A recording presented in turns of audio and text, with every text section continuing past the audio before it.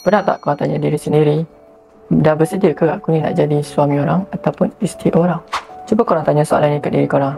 Aku bersedia ke nak terima segala kekurangan pasangan aku? Boleh ke aku ni jadi tempat untuk dia meluahkan perasaan dan mencari perlindungan bila dia rasa down?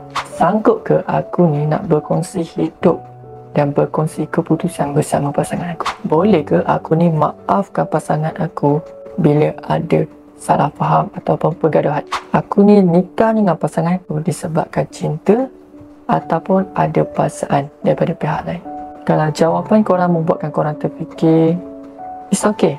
Korang take time dan korang buat solat istikharah. Okay, pilihlah jalan yang terbaik untuk korang. Okay, apa-apa pun gelap dengan korang punya majlis perkahwinan.